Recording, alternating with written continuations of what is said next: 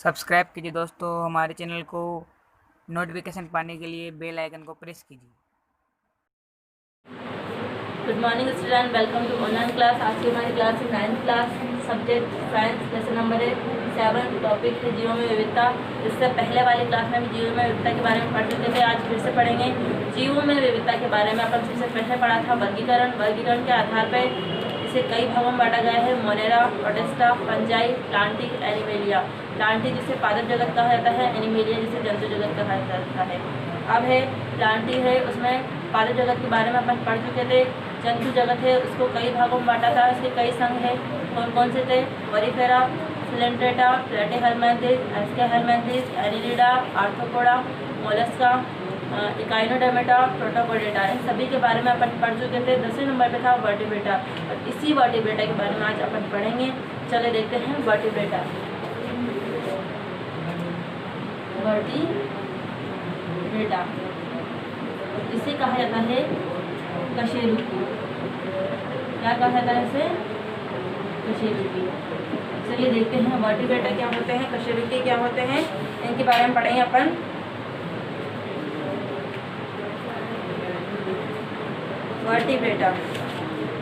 Vertebrata जो होते हैं इसमें वास्तविक मेरुदंड व अंतः कंकाल पाया जाता है। ये जो वर्टिब्रेटा होते हैं, कशेरुक प्राणी होते हैं, इनमें क्या देखने को मिलती है? वास्तविक मेरुदंड या अंतः कंकाल। मेरुदंड और अंतः कंकाल इसमें पाया जाता है ये वर्टिब्रेटा, इसमें वर्टिब्रेटा में। ठीक है, इसके बाद इस कारण जंतुओं में पेशियों का वितरण अलग अलग होता है। वह पेशियाँ कंकाल से जुड़ी होती है। पेशियाँ जो होती है वो किससे जुड़ी होती है? कंकाल से जुड़ी होती है, जो इन्हें चलने में सहायता करती है। जो क्या करती है? इन्हें चलने में सहायता करती है। वर्टिब्रेटा द्विपार्श्व समेत त्रिकोर की देह गुहा वाले जंतु होते हैं। इनकी क्या क्या विशेषता होती है? कि एक तो ये इनमें द्विपार्श्व समिति पाई जाती है। क्या पाई जाती है?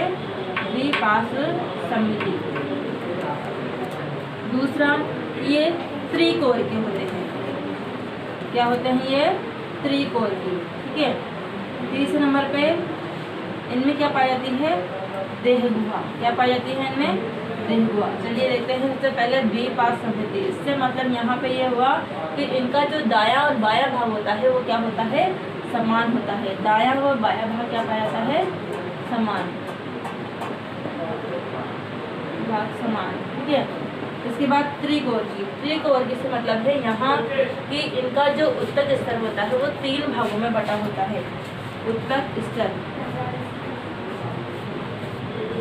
कितने भागों में बटा होता है?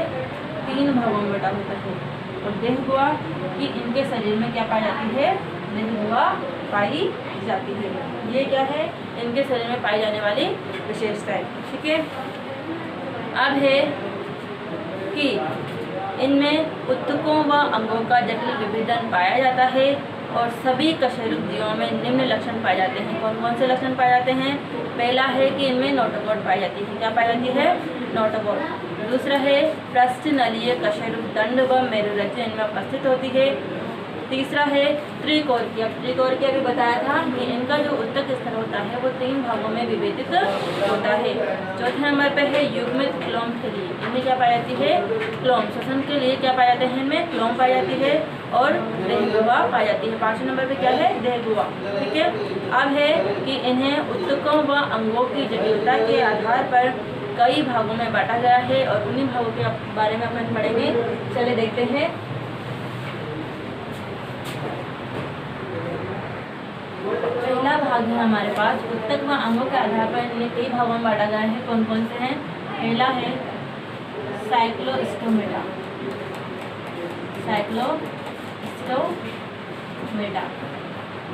चलिए देखते हैं क्या होता है साइक्लोस्टोमेटा वाले जीव। यह जबड़े रहित कशेरुकी है। इनका शरीर लंबे ईल के आकार का एवं मुख गोलाकार एवं त्वचा जो होती है वो सल्क रहित चिकनी होती है। ये बाह्य परजीवी होते हैं। उदाहरण है इनके पेट्रामाइजोन और मिक्सी। उदाहरण क्या है इनके?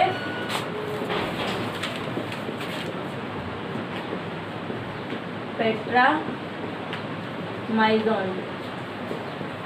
और मिक्सिन। किसके उदाहरण है ये? साइक्लोस्टोमेटा के। नोट कर लेना इसको। इसके बाद दूसरे नंबर पर हमारे पास है मत्स्य।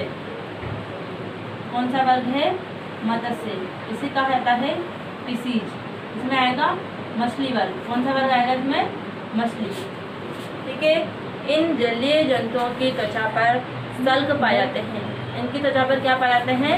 सल्क पाए जाते हैं और इनका शरीर धारारेखीय होता है और यह श्वसन क्लोम के द्वारा करते हैं। ये असमतापी होते हैं। इनका जो हृदय होता है वो द्विकक्षीय होता है, मतलब दो भागों में, दो कक्षों में बटा होता है। ये अंडे देते हैं। कंकाल अस्थियों व उपास्थ्यों का बना होता है। इनका जो कंकाल होता है वो किसका बना होता है? अस्थियों व उपास्थ्यों का बना होता है।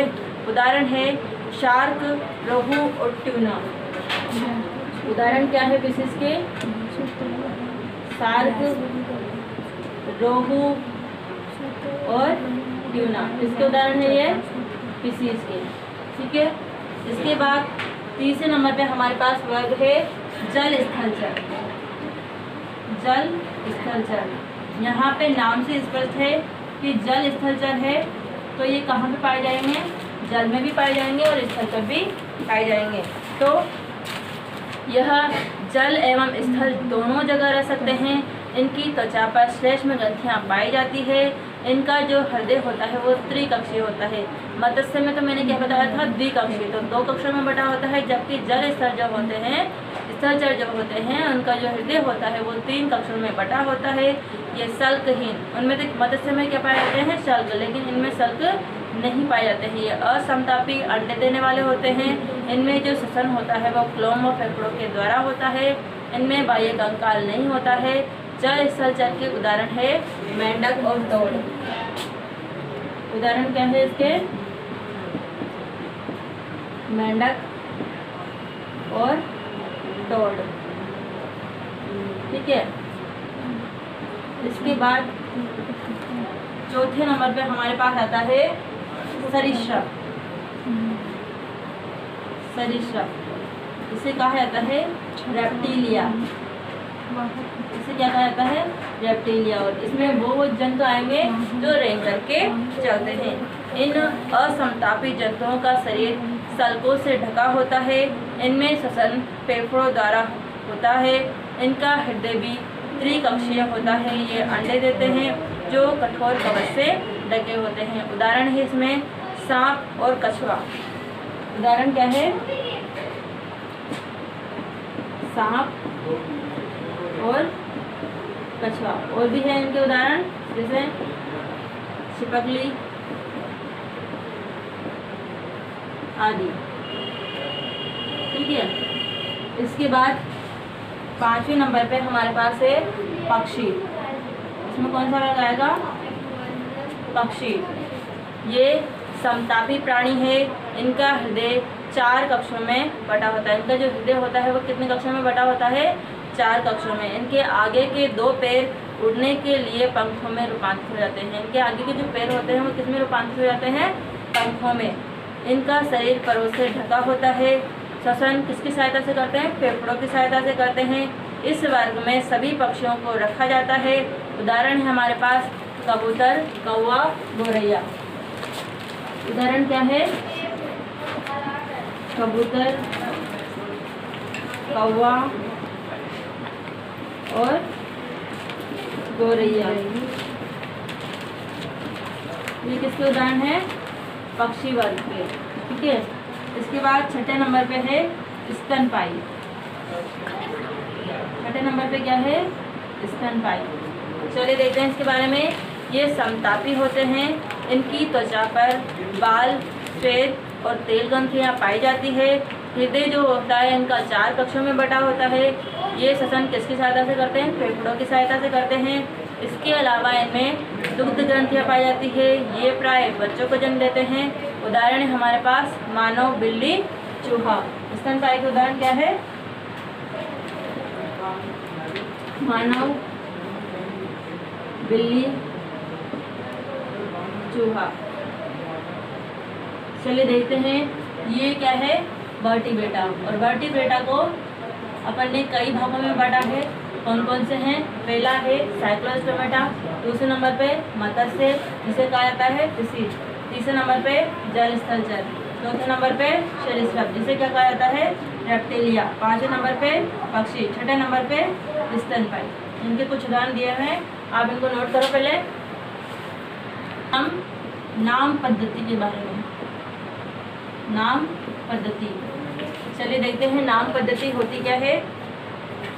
जैसे कि हम जानते हैं कि जीवों के स्थानीय नाम पर्याप्त नहीं है, क्योंकि स्थानीय नाम का प्रयोग हम सीमित क्षेत्र में ही कर सकते हैं। स्थानीय जो नाम होते हैं उनका प्रयोग हम सीमित क्षेत्र में ही कर सकते हैं। स्थानीय नाम भिन्न भिन्न भाषाओं में भिन्न भिन्न होते हैं, इसलिए जब कोई एक भाषा में जीव की बात कर रहा है तो दूसरी भाषा वाला उसे समझने में कठिनाई महसूस करता है। इस समस्या का समाधान वैज्ञानिक कैरोलस लिनियस ने जीवों में वैज्ञानिक नाम देकर किया। वैज्ञानिक हुए हैं जिनका नाम है कैरोलस लिनियस, उन्होंने इन जीवों को वैज्ञानिक नाम दिया है। यह नाम पूरे विश्व में एक ही होता है। ये जो नाम इन्होंने दिए हैं वो पूरे विश्व में एक ही होता है, जिसके आधार पर हम इनकी पहचान कर सकते हैं। तथा इस नाम पद्धति में जीवों की एक दूसरे में पाई जाने वाली समानता व असमानताओं का ध्यान रखा जाता है। इस पद्धति के अनुसार प्रत्येक जीव का नाम 2 पदों में पूरा होता है। प्रत्येक जो जीव होता है उसका नाम 2 पदों में पूरा होता है, और वो 2 पद कौन से हैं? इसमें पहला पद होता है जीनस और दूसरा होता है स्पीशीज। ठीक है, उदाहरण के लिए जैसे कि मान लो मानव है। अब मानव का वैज्ञानिक नाम इन्होंने दिया है होमो सेपियंस। क्या नाम है मानव का वैज्ञानिक नाम? मानव का वैज्ञानिक नाम